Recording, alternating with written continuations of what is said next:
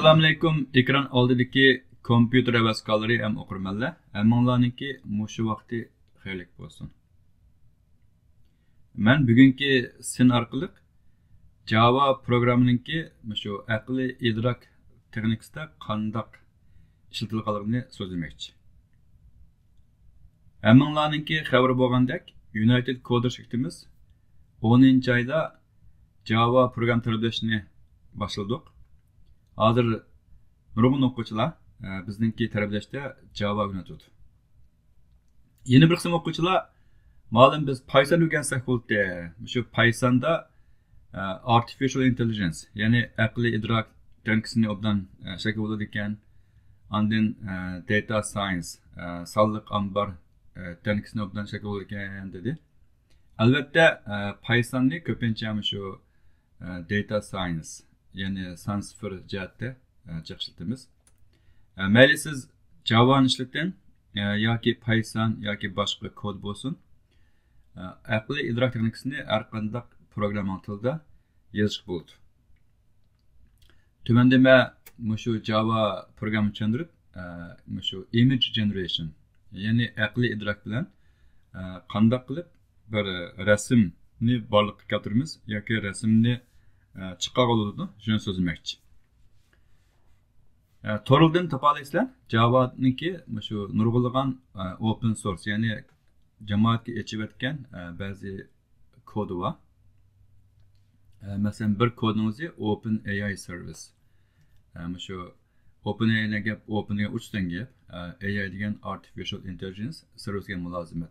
Shu mulozimat orqali biz rasmlarni chiqarish bo'ldi. Mesela OpenAI servisiniki create image deydigan bir iqtidori bor. Mesela mushu Java kodda biz bir uydagi mushukning rasmini chiqarib boqaylik. Ya'ni create image request equals create image request dot builder prompt degan nima chiqarsa degan, mesela a cat in the house. Men rasmdan 3ni chiqarman. Bu resimninki çoğunluğu 512'de 512 bo'lsin. Andın her bir resimninki URL olunuşunu bana çıkarıp deydi. Şundan bizim şu kodunu icra bakaylı. Hazır kod icra bo'lgandan keyin bizga rasm chiqadi. Qarang, creating image.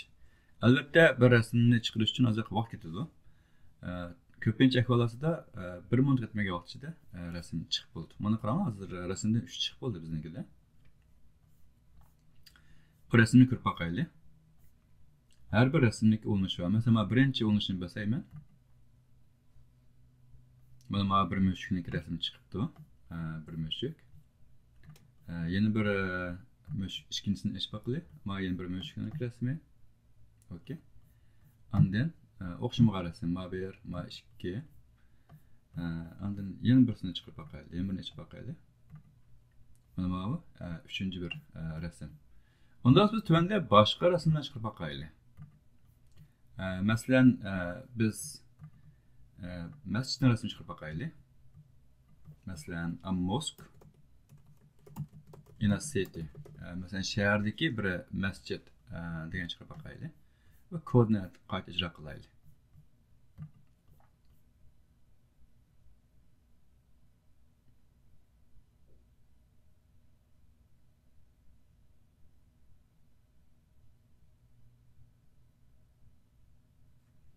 Mana bu creating image deydi. Image is located. Mana birinchi image. Qarab boqaylik. Qaranglar, shundoq chiroyli masjid.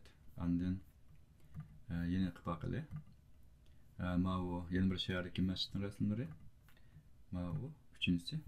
Bu resim. Bu bir, iki, üç. Her bir resimdeki okşamaydı. Onun başka mı şu hazır torlarda karsanlar otomatik yolda video çıkırdığın ya ki olmasa otomatik yolda kartun laylayan bazı AI trend çıktı. Bunu Java dizayın yapmasan oldu.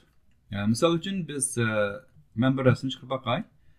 Biz kiçigimizde mesela Çintimir Batur'unki bazı hikayelerini anlattık. YouTube'lardan bak. Mesela A Boy in the Jungle, in a Jungle. Mesela ormanlıktaki bir bala deb, a boy in a jungle deb. Bunu icra qilib bakaylı.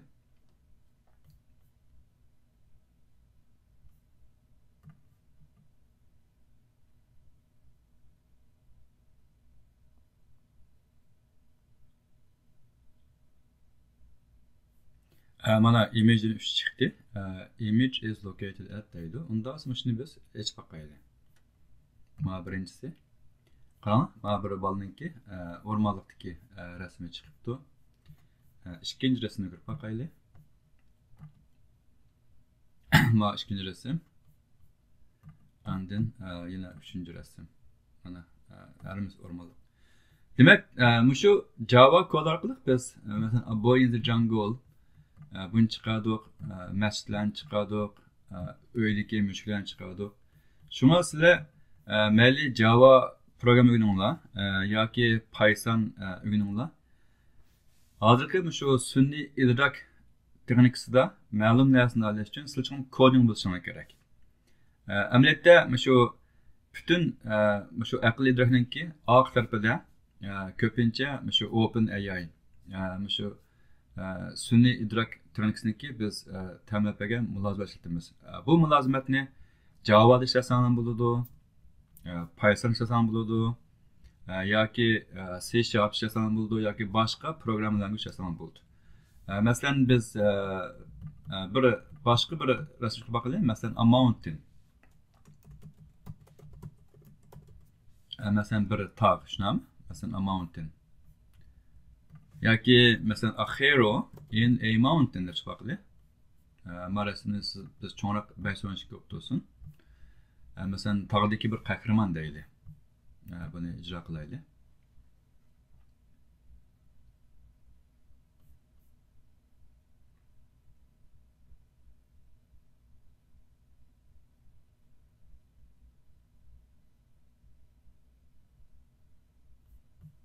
Mana rasmdan hozir 3 chiqdi. Ko'rib boqaylik. Qaranglar, mana bu rasm chiqibdi. Bu rasm sal qora chiqib qopti, lekin yo'qdan yaxshi. Mana ikkinchi rasm, qaranglar, mana rasm chiqibdi. Bunaqa xeromiz bir cho'ng erdam rasmini chiqaribdi. Andan mana uchinchisiga mana bu tag'ini chiqaribdi. Shunga mayli sizlar qaysi programming tilini bilinglar, shu programming tilida shu aqliy idrok texnikasini qanday ishlatishni bilsanglar, o'zingizga lozim bo'lgan rasmlarni chiqara olasizlar, hatto kichik tipdagi videolar chiqara oladi, hatto ba'zi kichik tipdagi conversation dialoglarni chiqara oladi. Undaq bo'lsa men bugungi sinnim shay to'xtatay. Bugungi sinda men shu Java kod orqali aqliy idrok texnikasini foydalanib qanday rasm barpo qilishni ko'rsatib qo'ydim.